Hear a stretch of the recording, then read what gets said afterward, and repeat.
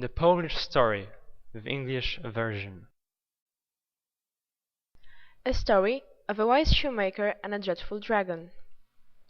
Once upon a time, in Cracow, in the south of Poland, there lived an old king called Krak. He was a very good ruler, and together with his wife enjoyed their peaceful life. The citizens of Cracow were also happy, as their king and queen governed well and fairly, so both the city itself and its neighborhood became really prosperous. Unfortunately, one day there came an unexpected and cruel guest. It was a dragon, which settled down in a cave just next to the defensive walls of Cracow. As the area was very wealthy, the monster found it to be a marvelous place to stay.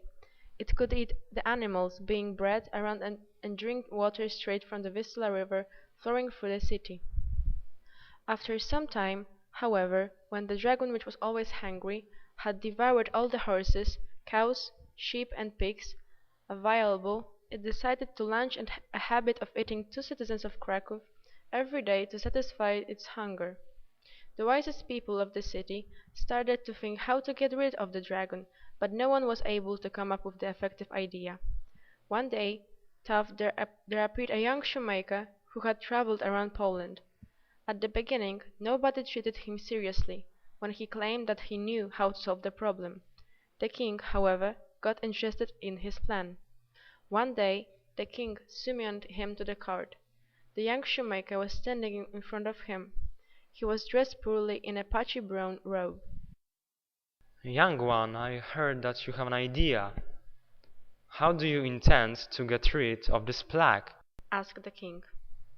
Your Majesty, I don't think that you will believe my story, but let me begin. I was a knight in the Order of Slayeron. Our duty was to defend the humans from the threat of dark magic. A few months later, a dragon attacked a village. My family was living in that village too. There was only one way to defeat a dragon. My mentor had a sword with a crystal inlaid in its hilt. It was the sword of Slayeron, the founder of the order. I didn't have time for anything else, so I took the sword without my mentor's permission. Yet my effort was in vain.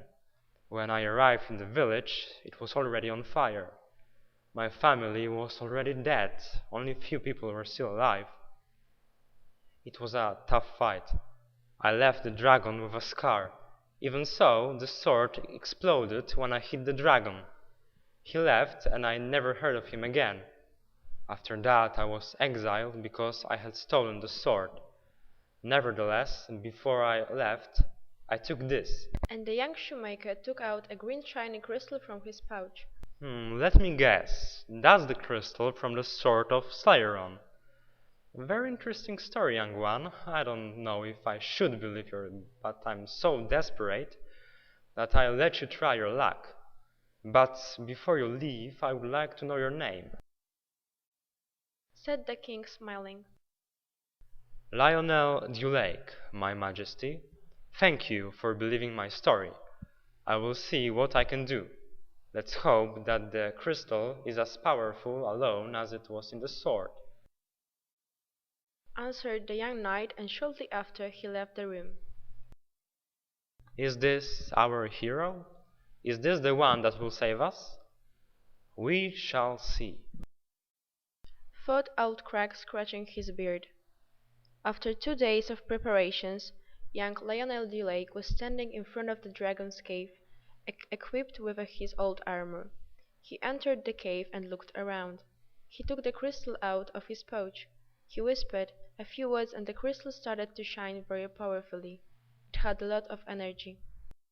By the name of Slayeron, I command you to show yourself and answer to my bidding. Said the young knight.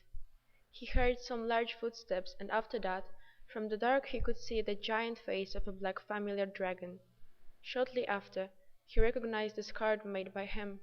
It was the same one that killed his family long ago. The dragon kicked him with his huge tail and broke the crystal. It exploded, and the flow of energy seemed to be absorbed by the dragon. Finally, I can feel the power flowing through my veins. Nobody can defeat me now.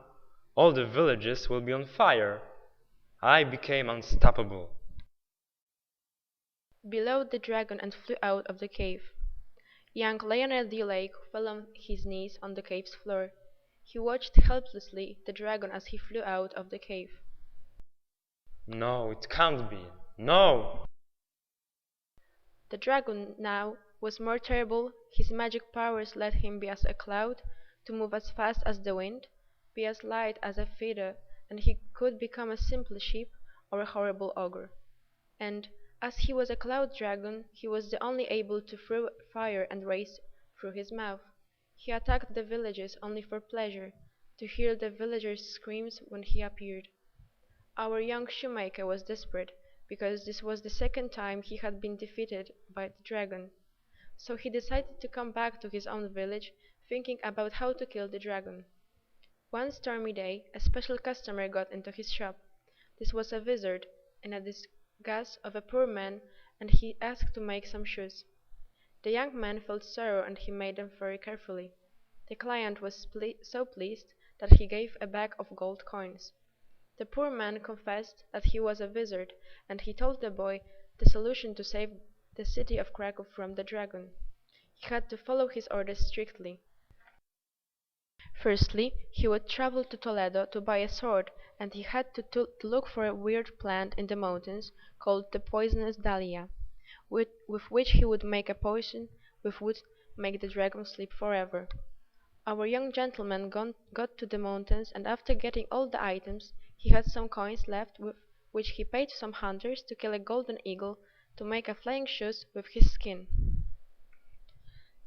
The young shoemaker took the challenge to avenge the loss of his family and help the city. He began a long journey through the mountains to Toledo, where he bought a knife. Hiding in the forests of wild animals, he slept in caves until he found the plant poisonous dahlia, which he used to make the sleeping potion. The shoemaker now had everything necessary to confront the man-eating dragon. Back in the old land he could not recognize the city. There was no trace of green fields, castles, river, industrious peasants. Everything was burned, and few other people were hiding in the woods in case the king had been captured in the cave.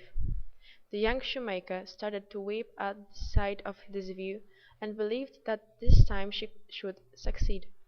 For a few days he was watching the cave to see the dragon's habit, and develop a plan. Every morning, before stepping out in search of food, the villain harassed the king. He fattened him because he was too skinny to become his food. After seeing why the king was needed, the young shoemaker had another idea. He set a trap and caught a rabbit, killed it, and filled with a decoction